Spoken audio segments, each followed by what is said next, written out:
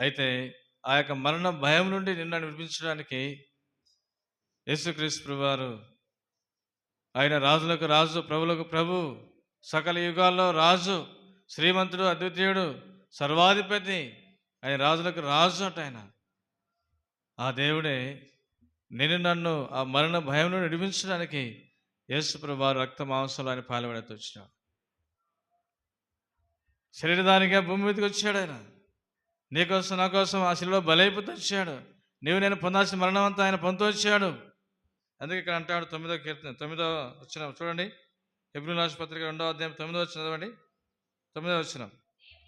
దేవుని కృప వలన ఆయన ప్రతి మనుష్యుని కొరకు మరణం అనుభవించినట్టు చాలు.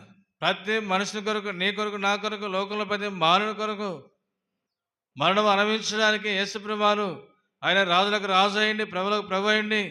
ఆయన దేవుడితో సమానంగా ఉండేదాన్ని విడిచిపెట్టుకుని భాగ్యమని ఎంచుకోలేదు. ఆయన తను తానే నీ కొరకు నాకు రిక్తిని చేసుకున్నాడు. నీకోసం నా కోసం ఆయన ఆ శిలువను ఎక్కుతూ వచ్చాడు.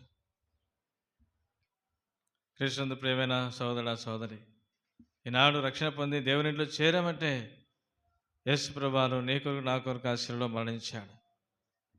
ఆ మరణ భయం నుండి నిన్ను విడిపిస్తూ వచ్చాడు. అందుకే ఇక్కడ అంటాడు 14-15 వచనాల్లో, జీవితకాలం అంతయు మరణ భయం చేత దాస్యానికి లోబడిన వారిని విడిపించుటకు ఆయన కూడా ఏం చేయడంట, రక్త మాంసంలో పాల్పడుతూ వచ్చాడు.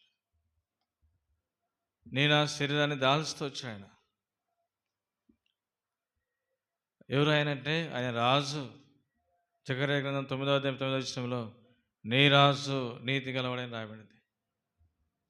అందుకే దావీదు అంటాడు, రాజు అయిన నా దేవా నిన్ను ఘనపరచెదను. ప్రియులారా, యేసుక్రీస్తు ప్రభువారు నన్ను కూడా ఆ మరణ భయం నుండి మనం విడిపిస్తూ వచ్చాడు. దాస్యానికి లోబడి ఉన్నాం. అపవాదికి బంధకాల్లో మనం కూరకపోయినాం.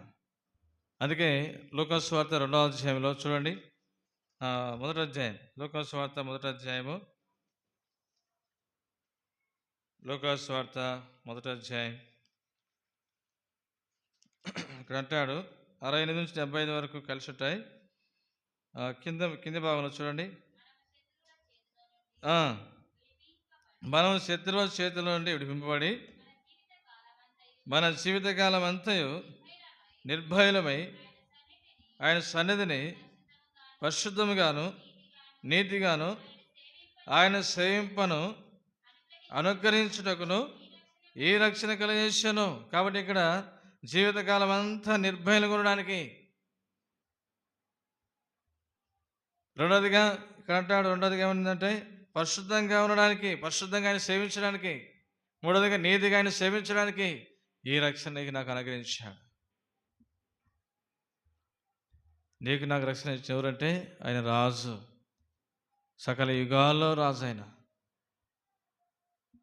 ఆయన రాజులకు రాజు, ఆయన రాజులకు ప్రభు. ఆయన అంత గొప్ప దేవుడు నీ కొరకు నా కొరకు భూమి మీదకి వచ్చి శిలువకు అప్పగించబడ్డాడు. నీవు నేను పొందాల్సిన శిక్ష, మరణాన్ని ఆయన పొందుతూ వచ్చాడు. నీకు నాకు రక్షణ ఇచ్చినాడు. ఆయన మనల్ని రక్షించడం ద్వారా మొట్టమొదటిగా జీవితకాలం అంతా నిర్భయులుగా ఉన్నాం మొదటిగా. రెండోదిగా పరిశుద్ధంగా ఆయన సేవించడానికి, మూడోదిగా నీతిగా ఆయన సేవించడానికి ఈ రక్షణ నీకు నాకు అనుగ్రహించాడు. అందుకే ఈ దేవుణ్ణి నీవు నేను ఘనపరచాలి. దావీదు శత్రువుల చేతిలో నుండి అతడు విడిపించబడ్డాడు కాబట్టి, ఇలా రక్షించబడ్డాడు కాబట్టి అక్కడ అంటున్నాడు, దేవుణ్ణి ఆరాధిస్తూ ఉన్నాడు. ఎల్లప్పుడూ నిత్యము ఆయన్ను సంధిస్తానంటున్నాడు. అందుకే దావీదు ప్రభుని ఆరాధించే దావీదు ఏమంటాడంటే 34 కీర్తన 3వ వచనంలో ఏమంటాడు, నాతో కూడా యెహోవాను ఘనపరచుడు అంటాడు. రాజు అయిన నా దేవా నిన్ను ఘనపరచుడు అంటాడు. కాబట్టి నిజంగా నువ్వు అనుభవం అయితే, నిజంగా దేవుడు జీవితకాలం అంతా నేను నిర్భయంగా చేసింటే, నిన్ను పరిశుద్ధంగా చేసింటే, నేను నీతిగా చేసింటే నువ్వు ఆయన ఆరాధించుకుని ఉండలేవు. నిన్ను నన్ను రక్షించడానికి ఆయన మరణాన్ని అనుభవించాడు. హెబ్రీయుల రాసిన పత్రిక 2వ అధ్యాయం 9వ వచనంలో ఆ మరణం అనుభవించినట్లు ప్రతి మనిషి కొరకు, నీ కొరకు నా కొరకు ఆయన మరణం అనుభవించాడు.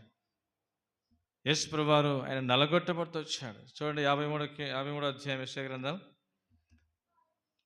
53 అధ్యాయము చదవండి 5-6 వచనాలు.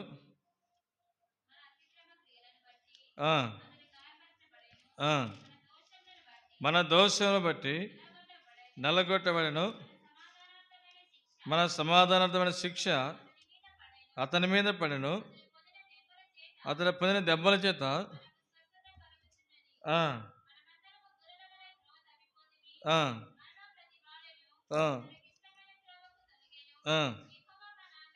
యెహోవా మనందరి దోషమును అతని మీద మోపెను. చాలు. కాబట్టి నేను దోషం పాపం అంతా కూడా ఆయన మీద మోపడుతూ వచ్చింది. అందుకే 10వ వచనం సరికి ఏమంటాడు? అతని నలగొట్ట యెహోవాకు ఇష్టమైన.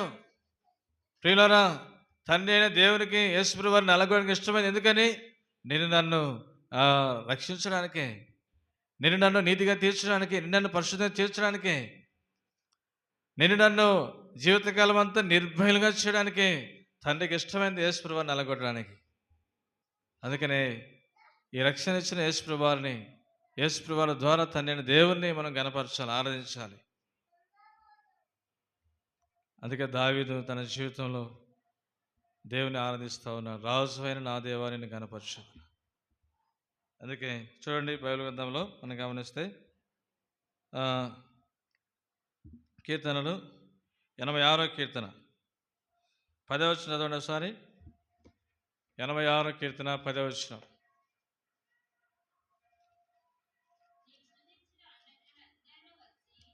నేను స్తుతించిన అన్యజనులందరూ వచ్చి నీ సన్నిధిని నమస్కారం చేయుదురు, నీ నామమును ఘనపరచుదురు. ఇక్కడ ఏముంటుంది? నీవు సృజించిన అన్యజనులందరూ వచ్చి నీ సన్నిధిని నమస్కారం చేదురంట. ఎవరంటే అన్యజనులు? ఎవరు? నీవు నేనే. ఒకప్పుడు అన్యులమే ప్రభు నరక ముందు. అయితే రక్షించాడు, ఆయన బిడ్డలుగా చేసుకున్నాడు, స్వకీయ జనంగా చేసుకున్నాడు, స్వకీయ ధనంగా చేసుకున్నాడు, తన ప్రజలైతే వచ్చాము. అందుకనే అన్యజనులైన మనములను తన జనులుగా చేసుకున్నాడు. కాబట్టి నీవు నేను కూడా ఆయన గణపరచాలి, ఆయన ఎదుట సాగిలిపడి ఆయన ఆరాధించే వారికి ఉండాలి. చూడండి ఇంకొక మాట కీర్తనలో 99వ కీర్తన 99వ కీర్తన 5వ వచనము 9వ వచనం. మన దేవుడైన యెహోవాను గణపరచుడి, ఆయన పాదపీఠం ఎదుట సాగిలపడుడి, ఆయన పరిశుద్ధుడు. 9వ వచనం కూడా మన దేవుడైన యెహోవా పరిశుద్ధుడు, మన దేవుడైన యెహోవాను గణపరచుడి, ఆయన పరిశుద్ధ పర్వతం ఎదుట సాగిలపడి ఆరాధించాలి. కాబట్టి క్రీస్తు ప్రియమైన సోదరుడా సోదరి, ఆయన ఎదుట సాగిలపడి ఆయన ఆరాధించే వారంగా, ఆయన గణపరిచే వారంగా ఉండాలి. దావీదుడు దేవుని ఆరాధిస్తా ఉన్నాడు. రాజు అయిన నా దేవా నిన్ను గణపరచుదును. అందుకే దావీదు 34వ కీర్తన 3వ వచనం అంటాడు, నాతో కూడి యెహోవాను గణపరచు అంటాడు. కాబట్టి మనం అందరం ఏకంగా కూడి ఆయన ఆరాధించే వారంగా, ఆయన గణపరిచే వారంగా ఉండాలి. చూడండి ఇంకా మనం గమనిస్తే కీర్తనలోనే కీర్తన 100వ కీర్తన 4వ వచనం. కృతజ్ఞతార్పణ చెల్లించు, ఆయన గుమ్మంలో ప్రవేశించుడి, కీర్తనలు పాడుచు ఆయన ఆవరణలో ప్రవేశించుడి, ఆయన స్తుతించుడి. ఏం చేయాలంట? ఆయన ఆవరణంలో ప్రవేశించి ఆయన స్తుతించాలా, ఆయన ఆరాధించాలి, ఆయన గణపరచాలి.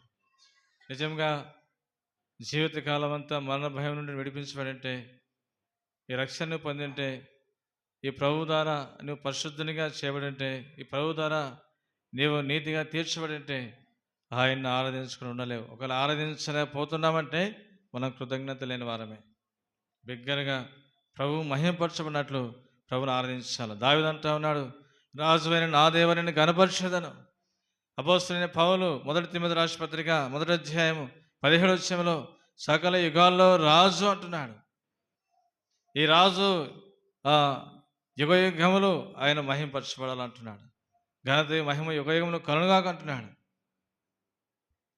కాబట్టి క్రీస్తు ప్రియమైన సహోదర సహోదరి, హృదయమారా ఆత్మతో సత్యముతో ప్రభుని ఆరాధిద్దాం. చూడండి 145 కీర్తన చదవండి ఒకసారి. మొదటి వచ్చినాము, మొదటి 2 వచనాలు చదవండి. రాజు అయిన నా దేవా, నిన్ను గణపరచెదను, అనుదినము నిన్ను స్తుతించెదను. చాలా దావీదు ఏమంటున్నాడు, అక్కడ 34 కీర్తనలేమో ఎల్లప్పుడూ అంటున్నాడు, ఇక్కడ అనుదినము నిత్యము ఎల్లప్పుడూ అంటున్నాడు. ఇంకా 63వ కీర్తనలో జీవితకాలం అంతా నేను స్తుతిస్తానంటాడు దావీదు. కాబట్టి ఇప్పుడే కాదు, మనం ఎల్లప్పుడూ ప్రభును కనపరిచి ఆరాధించి స్తుతించే వారంగా ఉండాలి. ఎందుకంటే ప్రభు మనకు రక్షణ ఇచ్చినాడు, నీతిగా తీర్చినాడు, పరిశుద్ధంగా తీర్చినాడు. జీవితకాలం అంతా మరణ భయం నుండి మనం విడిపించి జీవితకాలం నిర్భయులుగా నిన్నను చేస్తూ వచ్చినాడు. ఒక దినాన్ని ఈ లోకం నడిస్తే ప్రభువును కలుసుకుంటాం, ఆయనతో పాటు నిత్యం ఆయనతో పాటు ఒక నిరీక్షణ కూడా మనకి ఇచ్చినాడు. అందుకే ఈ ప్రభువును, ఈ రాజును మనం గణపరచాలి, ఆయన ఆరాధించాలి. కాబట్టి ఈ మాటలు మనసులో ఉంచుకొని మనం ఆరాధన చేద్దాం. ఆరాధన చేసే ముందు లేచి ఒక పాట పాడుకుందాం. లేచి ఒక పాట పాడుకుందాం.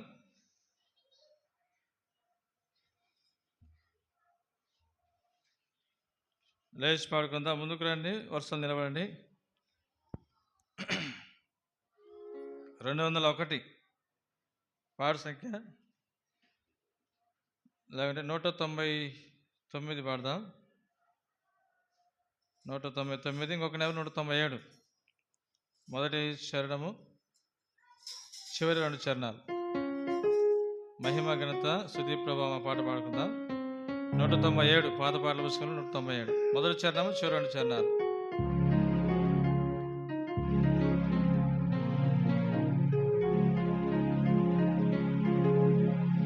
మహిమ ఘనత స్తుతి ప్రభావము నీకే కలుగును గాక, నీకే కలుగును గాక నా దేవా, నీకే కలుగును గాక. బుద్ధి జ్ఞాన సర్వ సంపదలు నీ దానములే, జ్ఞాన స్వరూపి. బుద్ధి జ్ఞాన సర్వ సంపదలు నీ దానములే, జ్ఞాన స్వరూపి. జగమును సృష్టించి నిర్వహించువాడవు, జగమును సృష్టించి నిర్వహించువాడవు. నీ జ్ఞానమును వివరింపతరమా, నీ జ్ఞానమును వివరింపతరమా. నీ జ్ఞానముతో నింపుమా మా దేవా, నీ జ్ఞానముతో నింపుమా. మహిమా ఘనత స్తుతి ప్రభావము నీకే కలుగును గాక, నీకే కలుగును గాక మా దేవా, నీకే కలుగును గాక. శాశ్వతమైనది నీ మధుర ప్రేమ, జ్ఞానమునకు మించు ప్రేమ స్వరూపి. శాశ్వతమైనది నీ మధుర ప్రేమ, జ్ఞానమునకు మించు ప్రేమ స్వరూపి. కొలువగలేమో నీ ఘన ప్రేమను, కొలువగలేమో నీ ఘన ప్రేమను.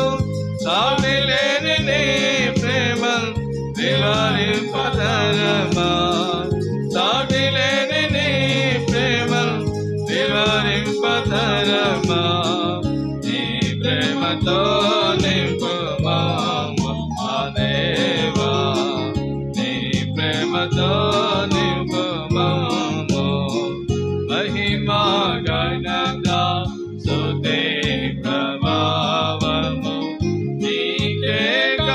కలుగును గాక. నీకే కలుగును గాక మా దేవా, నీకే కలుగును గాక. ఆత్మగలేము నీ ప్రేమాగ్నిని, అగాధ సముద్రముల్ జ్వాలామయుడా. ఆత్మగలేము నీ ప్రేమాగ్నిని, అగాధ సముద్రముల్ జ్వాలామయుడా. మరణమంత బలమైన నీ ప్రేమ దాటికి, మరణమంత బలమైన నీ ప్రేమ దాటికి, అగాపే ప్రేమను వివరింపతరమా, అగాపే ప్రేమను వివరింపతరమా. అగాపే ప్రేమతో నింపు మా దేవా, అగాపే ప్రేమతో నింపు.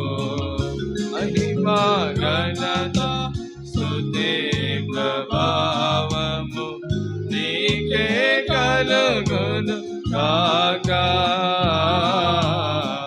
నీకే కలుగును గాక మా దేవా, నీకే కలుగును గాక. కూర్చోండి. మొట్టమొదటిగా సండే స్కూల్ టీచర్ ఆరాధన చేస్తారు. ఆ తర్వాత ఒక సహోదరుడు, ఒక సహోదరి క్లుప్తంగా వాక్యం మేరకు ప్రభువుని ఆరాధించారు.